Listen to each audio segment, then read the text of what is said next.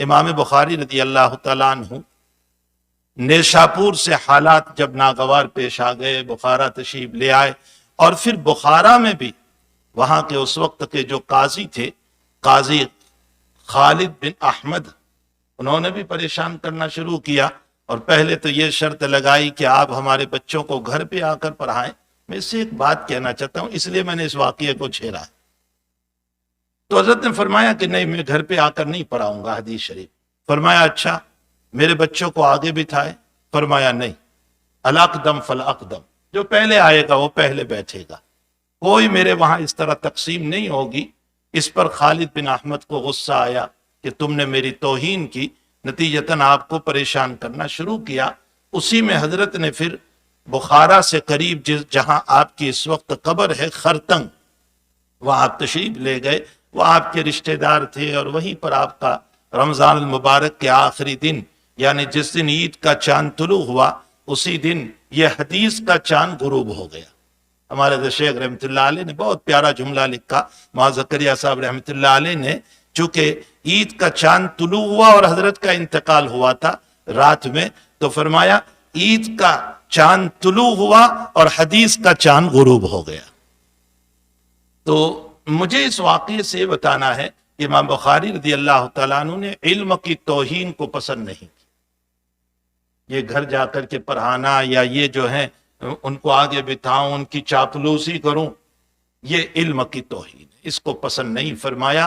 اس سے ہم سب کو امام بخاری یہ سبق دینا چاہتے ہیں کہ علم کی توہین نہ کرو، اس لیے کہ علم کی توہین صاحب علم کی توہین ہے، اور وہ صاحب علم اولاً اللہ ہے، اس کے بعد رسول اللہ ہے۔ علم کی توہین نہ کرو۔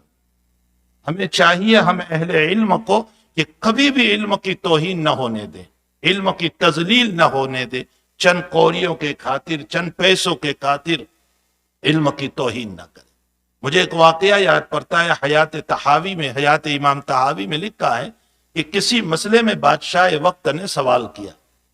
حضرت امام طحاوی رحمۃ اللہ علیہ سے بھی پوچھا اور علماء سے بھی پوچھا، بہت غور سے سنے اس واقعے کو۔ امام طحاوی رحمۃ اللہ علیہ تو اپنے زمانے کے امام تھے، بہرحال اپنی جگہ آپ نے بادشاہ وقت کو مسئلہ بتایا اور علماء نے بھی بتایا، اور اس پر یہ ثابت ہوا کہ امام طحاوی رحمۃ اللہ علیہ نے جو مسئلہ بتایا ہے وہ اپنی جگہ 100% بالکل صحیح ہے۔ بادشاہ وقت میں اعجاز میں اسٹیج قائم کیا، اور اس اسٹیج پر امام طحاوی رحمۃ اللہ علیہ کے لیے ایک چیئر رکھی گئی اور ایک چیئر بادشاہ کے لیے رکھی گئی، اور باقی علماء کو نیچے بٹھایا۔ سنیے اس واقعے کو، اللہ کرے کہ ہم علماء کو بھی اس کی توفیق ہو۔ حضرت امام طحاوی رحمۃ اللہ علیہ کے دل میں ایک بات آئی کہ اگرچہ میں نے مسئلہ صحیح بتایا ہے، لیکن یہ علماء کو جو نیچے بٹھایا گیا ہے، یہ ان کی تذلیل ہوتی ہے، اور یہ میرے ہم جنس ہے، ان کی تذلیل مجھے برداشت نہیں۔ اب واقعہ سمجھیں، ان کی جو تذلیل ہو رہی ہے وہ مجھے برداشت نہیں ہے۔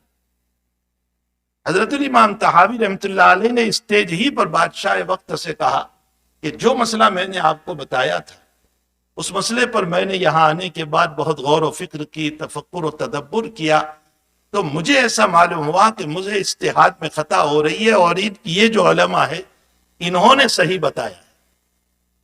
جان بوجھ کر اپنے آپ کو جتلا رہے ہیں اور ان علماء کی طرف سے حق کی نسبت کر رہے ہیں۔ جب بادشاہ کے سامنے یہ بات رکھی گئی تو بادشاہ نے علماء کے لیے بھی چیئر کو رکھ دیا کہ اچھا ان کا مسئلہ صحیح ہے تو ان کے لیے بھی اب اعجاز کیا جائے اور ان کے لیے بھی چیئر رکھی جائے۔ مجلس ختم ہو گئی۔ ختم مجلس پر امام طحاوی نے علماء سے فرمایا، اجتہادی مسئلہ تو میں نے ہی صحیح بتایا تھا، لیکن مجھ سے تمہاری تذلیل برداشت نہ ہوئی، اس لیے میں نے اپنے آپ کو جھتلا دیا۔ اللہ ان کی قبر کو نور سے منور فرمائے اور اللہ تعالیٰ ان کے درجات کو بلند فرمائے۔ تو نہ علم کی توہین ہم سے ہو، نہ اہل علم کی توہین ہم سے ہو۔ علماء کی توہین بھی ہم سے نہیں ہونی چاہیے، بلکہ ہم علماء کا اکرام، اعجاز کرنے والے ہو، ان کی عزت بڑھانے والے ہو۔ اگر کسی مجلس میں اہل علم کی برائی آ بھی جاتی ہے تو ہمیں چاہیے کہ ہم اس عالم سے متعلق صحیح بات یا کم سے کم اتنا کر دیں کہ اگر مگر سے ان کی برائی میں شریک نہ ہو جائیں۔ بلکہ اہل علم کے اکرام کو باقی رکھیں۔ یہ حضرت الامام بخاری رضی اللہ تعالیٰ عنہ کے اس واقعے سے ہم کو سمجھ میں آیا کہ علم کی توہین نہ ہو۔ خالد بن احمد والے واقعے سے سمجھ میں آیا، اور امام طحاوی کے واقعے سے سمجھ میں آیا کہ اہل علم کا بھی اکرام اور تعظیم ہونی چاہیے۔